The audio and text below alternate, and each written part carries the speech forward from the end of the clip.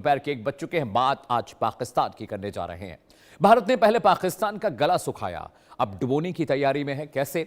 सिंधु जल संधि को लेकर भारत और पाकिस्तान के बीच तनाव अब और बढ़ गया है। बाढ़ की तैयारियों पर भी अब यह तनाव असर डालता दिखाई दे रहा है। पाकिस्तान के पंजाब प्रोविंस में प्रशासन ने हाई अलर्ट जारी किया है। रिपोर्ट्स बता रही हैं कि भारत की ओर से नदी प्रवाह संबंधी डेटा नहीं मिलने की वजह से पाकिस्तान को इस बार बाढ़ की आशंका का आकलन करने में चुनौतियों का सामना करना पड़ रहा है। ऐसे में मरियम नवाज सरकार ने सिंचाई विभाग, जिला प्रशासन और राहत एजेंसियों को विशेष तैयारी के निर्देश दिए हैं। वहां पर हालात बहुत खराब है। पाकिस्तानी अधिकारियों का कहना है कि सामान्य परिस्थितियों में नदी के जल स्तर और प्रवाह से जुड़ी सूचनाएं बाढ़ प्रबंधन यानी फ्लड मैनेजमेंट में महत्वपूर्ण भूमिका निभाती है। लेकिन मौजूदा हालात में प्रशासन को वैकल्पिक स्रोतों और स्थानीय आकलनों के आधार पर अपनी स्ट्रैटेजी बनानी पड़ रही है।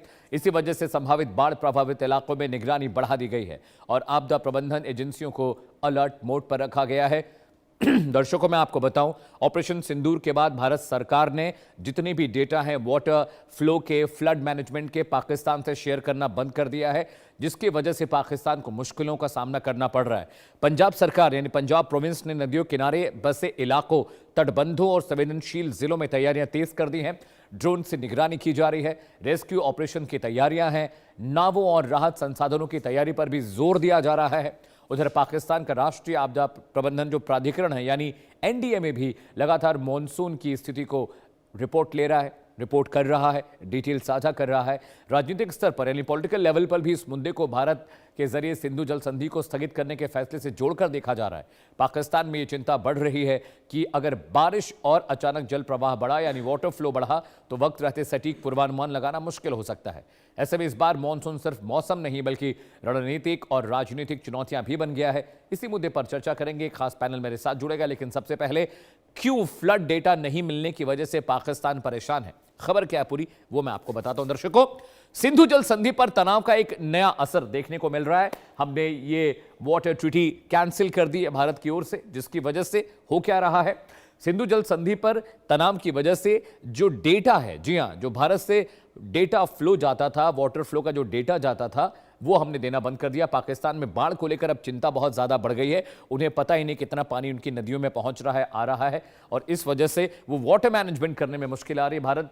भारत से जो फ्लो डेटा जाता था पहले, उसकी वजह से उनको अंदाजा लग जाता था कि बाढ़ का पानी ज्यादा है, कम है, क्या है, लेकिन अब भारत ने वो फ्लो डेटा साझा करना बंद कर दिया है, जिसकी वजह से पाकिस्तान को सरप्राइज मिल रहा है। बहुत इलाकों में बाढ़ है और उनको इस बात का अंदाजा नहीं था। मरियम नवाज सरकार ने इसे लेकर हाई अलर्ट जारी कर दिया है। जी हां, उन्होंने कहा है कि सिंचाई विभाग को विशेष तैयारियां करनी होंगी, संवेदनशील इलाकों में निगरानी बढ़ाने की जरूरत है, राहत और बचाव एजेंसियां अलर्ट मोड पर रहनी चाहिए।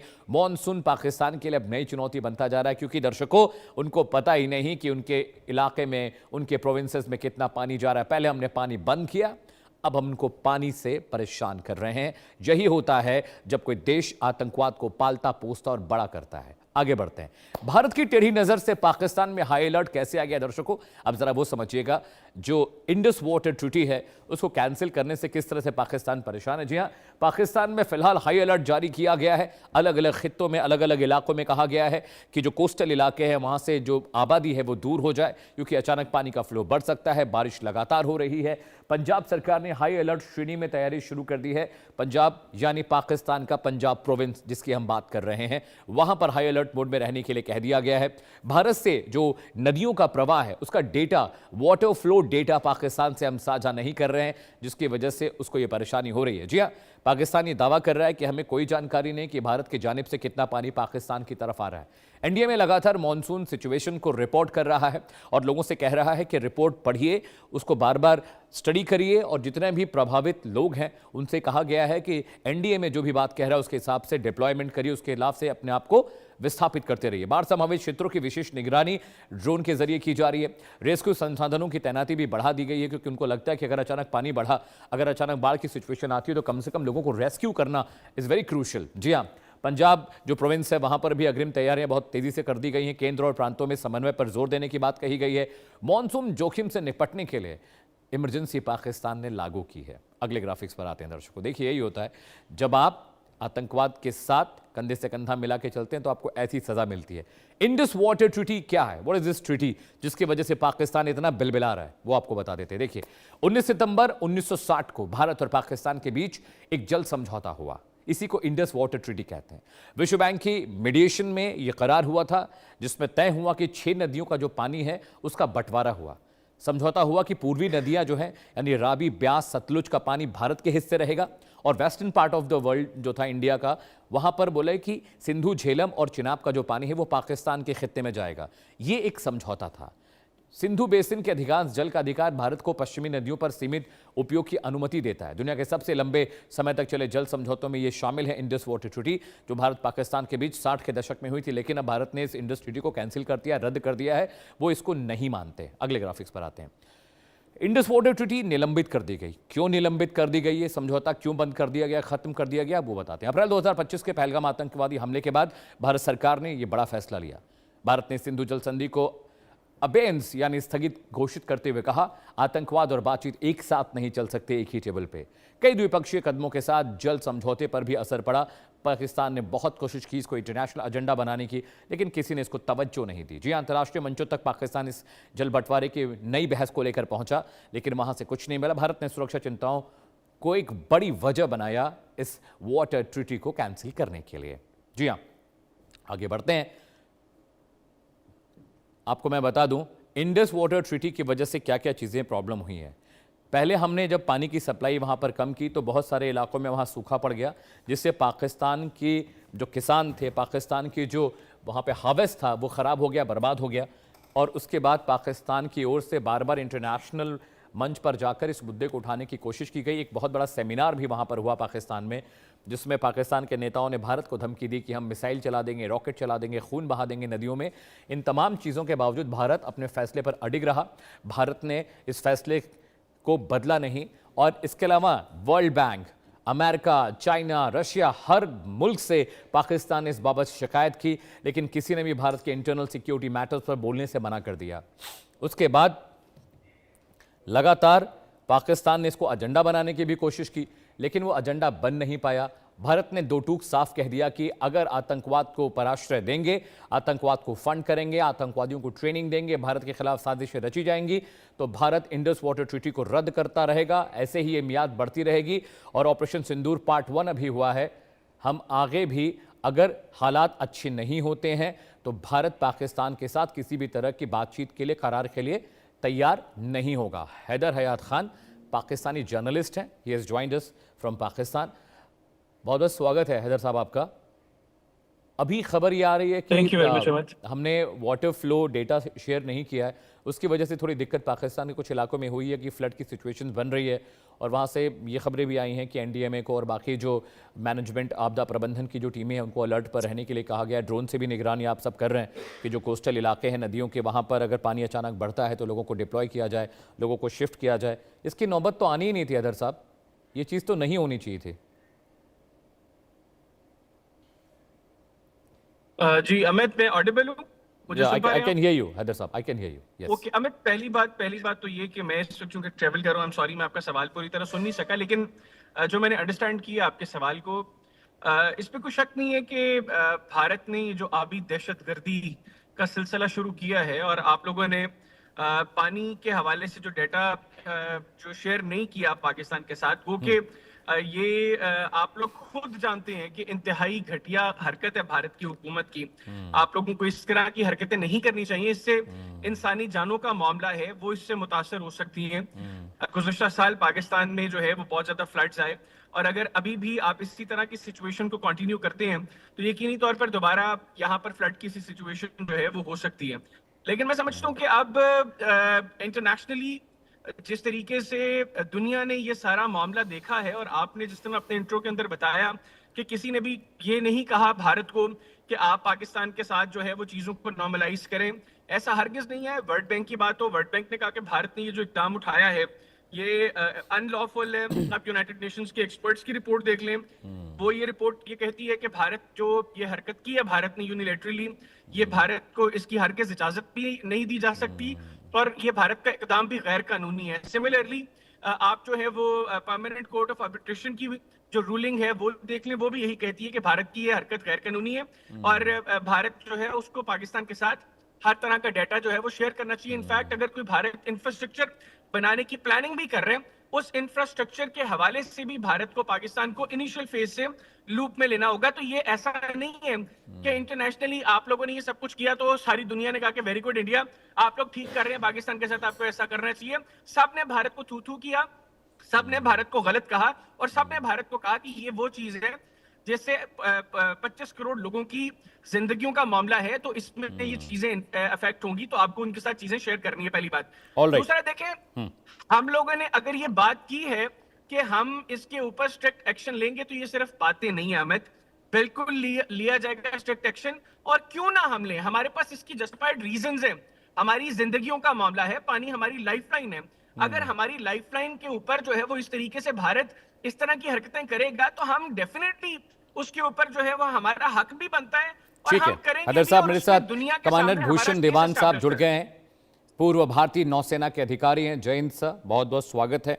मेरे साथ हैद हयात खान साहब हैं, पाकिस्तानी जर्नलिस्ट जुड़े हुए हैं। इन्होंने कहा कि भारत ने जो हरकत की, पानी पहले बंद किया, फिर पानी का फ्लो बढ़ा दिया, फ्लो डेटा हमारे साथ शेयर नहीं कर रहे हैं, बहुत सारे इलाकों में बाढ़ आ गई है और पूरी दुनिया ने इस मसले पर भारत की मुखालफत की, थू थू किया, कहा कि भारत ने गलत किया। और मैं जब से फॉलो कर रहा हूँ कमांडर साहब, मुझे तो वर्ल्ड बैंक की तरफ से कोई ऐसा बयान नहीं आया उन्होंने कहा हो कि भारत ने गलत हरकत की है। अमेरिका की तरफ से कोई बयान नहीं आया, चाइना ने कुछ नहीं कहा और इसके अलावा रशिया ने कुछ नहीं कहा कि भाई आप क्यों पानी रोक रहे हैं।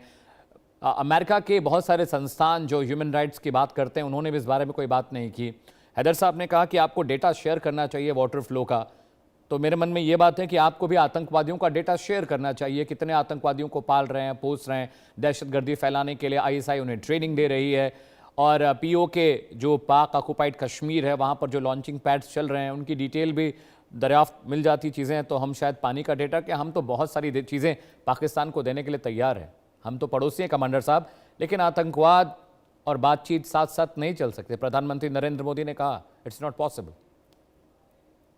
धन्यवाद अमित जी। हयात खान साहब से पूछा जाए, जो भी इनके यहाँ प्रॉब्लम होते हैं ये भारत के मत्थे मर देते हैं और टीवी पर आके ये बयान देना 10 बार सुना है मैंने आके। भारत ने हरकत की, इनको पता है हरकत क्या होती है, इनको पता है मई 2025 में जो मुल्ला मुनीर ने क्या कहा, जो भेजे टेररिस्ट जो पूछते हैं तुम कलमा पढ़ सकते हो हिंदुस्तानी भाई, नहीं पढ़ सकते तो गोली खाओ। हरकत की बात करते हैं, शर्म आनी चाहिए इनको बातों की। और इनको पता नहीं है वर्ल्ड बैंक की जो हवाले से IWT जो हुई साइन इंडस वाटर ट्रीटी, उसके अंदर ये साफ है कि ट्रीटी ये परमानेंट नहीं है, दिस कैन बी चेंज। ये चेंज के लिए आपको बताया हमने, क्यों बताया है? देखिए क्लाइमेट ग्लेशियर का जो पिघलना है वो रेट बदल रहा है। हमारी खुद की जो वेस्टर्न रिवर्स आपको दी हमने 80% आपको दी हमने। हमारी दयानतदारी का इतना फायदा ना उठाएं।